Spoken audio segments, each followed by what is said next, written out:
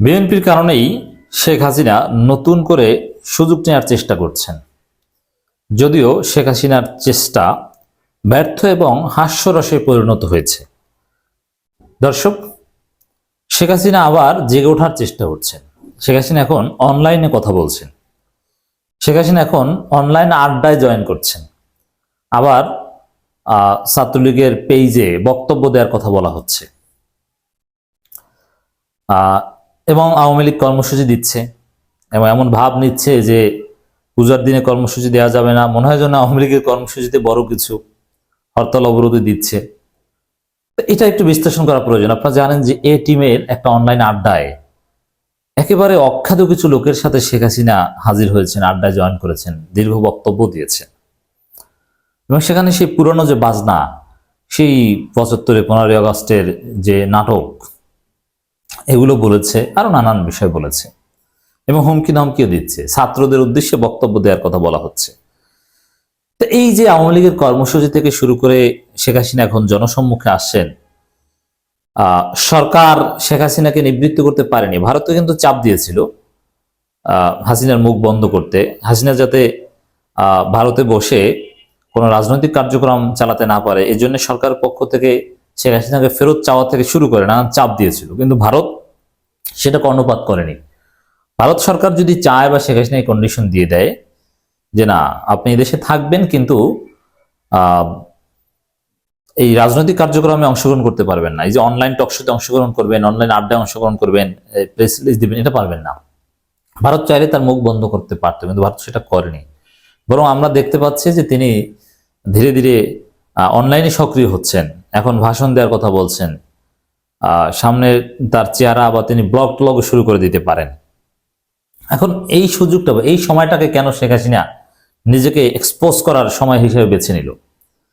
তা আমি যেটা মনে করি যে বিএনপি যেই সময়ে ডক্টর ইউনূস সরকারকে হুমকি ধামকি দেওয়া শুরু করেছে, ডক্টর ইউনূস সরকারের স্পষ্ট বিরুদ্ধে অবস্থান নিয়েছে, সংস্কার করতে দিবে না, এটেনিকস ঝড় বৃষ্টি যা হোক নির্বাচন করতে হবে বিএনপির বেঁধে দেওয়ার সময় মতো, এবং ডক্টর ইউনূস সরকার পারছে না, ব্যর্থ, এই সরকারকে দিয়ে হবে না, নির্বাচিত সরকার লাগবে। এবং ফেব্রুয়ারিতে বিএনপি যখন স্থায়ী কমিটি বৈঠক করে মাঠে নামার ঘোষণা দিয়েছে, ওই সময়টাতেই শেখ হাসিনা সুযোগ নেয়ার চেষ্টা করছে। বিএনপি যদি ডক্টর ইউনূস সরকারের সাথে সর্বোচ্চ কোঅপারেশনে থাকতো, কোনো চাপ হুমকি ধামকি বা ভারতের কথা মতো দ্রুত নির্বাচন এইসব কথা নিয়ে বাড়াবাড়ি না করতো, তাহলে শেখ হাসিনা এত তাড়াতাড়ি নিজেকে ভাবে এক্সপোজ করতে বলেও মনে হতো না, আমি মনে করি না। এই জন্যে শেখ হাসিনার যে এই সুযোগ নেওয়ার চেষ্টা, এটা বিএনপির কারণে।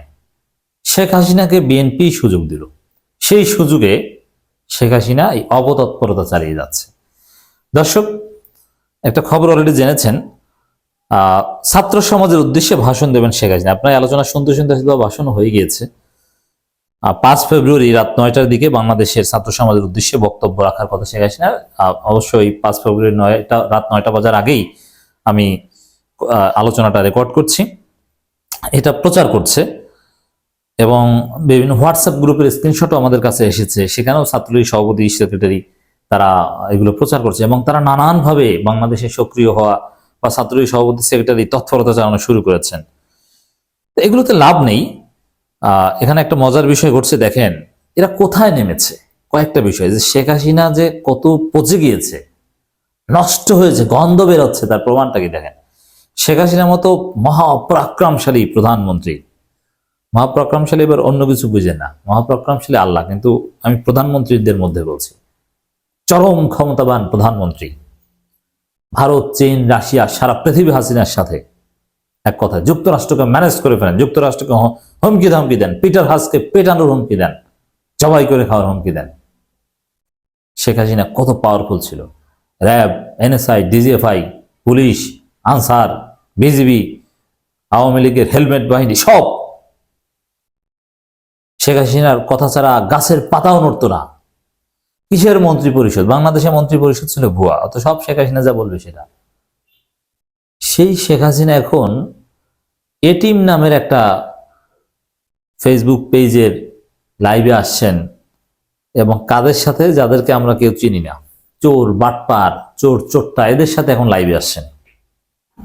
আপনি চিন্তা করেন শেখ হাসিনা কোথায় নেমেছে। গুরুত্বপূর্ণ লোকজনের সাথে যে অনলাইনে আড্ডা দিবেন, মানে শেখ হাসিনার স্ট্যাটাসটা কোথায় এটা বোঝার জন্য এই যে ইমোতে ভিডিও সার্ভিস দেয় না, ভিডিও 500 টাকা, অডিও 100 টাকা, 20 মিনিট 500 টাকা, আপনার অ্যাড দেখেন না?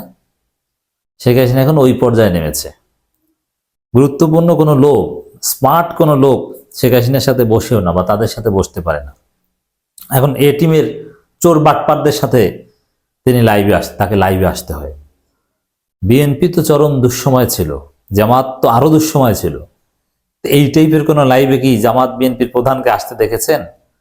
তারা এখন এখানে আসে, কোথাও অ্যাক্সেস নাই, পৃথিবীর কোথাও জায়গা পায় না, কোনো গুরুত্বপূর্ণ গণমাধ্যমে কথা বলবেন সুযোগ পায় না, প্রেস রিলিজ প্রচার করে নিষেধ, কি আর করবেন? এখন এই টিমের কিছুদিন পর দেখবেন শেখ হাসিনা ইমো খুলে ইমোতে অ্যাড দিবে, ইমোতে তার বক্তব্য প্রচার করবে, যেখানে স্মার্ট লোকজন ইমো অ্যাপস ব্যবহার করে না, হোয়াটসঅ্যাপ ব্যবহার করে, ইমো খুলবে শেখ হাসিনা, অথবা খুলেছে। শেখ হাসিনা ইমো নাম্বার মানুষের হাতে হাতে থাকবে কিছুদিন পর। এই এতটা নিচে নেমেছে হাসিনা। তবে এইভাবে যে নিজেকে সামনে এনেছে এর জন্য আমি বিএনপিকে দায়ী করছি। কারণ বিএনপি সরকারকে চাপ দিচ্ছে, তো সেই সুযোগে তো আওয়ামী লীগ চেষ্টা করবেই ডক্টর ইউনূসের পতন ঘটানোর, বা পতন চাইছে, এই জন্য লেফটের বিচরণ করছে, সামনে হরতাল অবরোধে খেলা হবে। ওদের কর্মসূচি এখন কি অবস্থা দেখেছেন না? আমি লন্ডনে দেখেছি একটা ভিডিও ভাইরাল হয়েছে যে এদের লিফলেট কেউ নিচ্ছে না, সাবেক এমপি মন্ত্রী লিফলেট দিচ্ছে, কেউ নিচ্ছে না, জনগণ প্রত্যাখ্যান করছে। এই জন্য আমি বলবো যে আওয়ামী লীগের কেউ লিফলেট দিতে আসলে তাকে গণধোলাই দিবেন, ক্লিয়ার কথা, কোনো হিসাব নিকাশ নেই। জনগণকে মব বলবেন না, জনগণ। এই মব ক্রিয়েট করেই তো হাসিনা পতন ঘটেছে। অতএব আওয়ামী লীগকে শায়েস্তা এই মব প্রয়োজনে করবে। যাই হোক দর্শক, এই শেখ হাসিনার এই ভিডিও কনফারেন্সে আসা, আবার ভাষণ দেয়া, অমুক তমুক, এই প্রেক্ষাপটটা মূলত তৈরি করে দিয়েছে বিএনপি।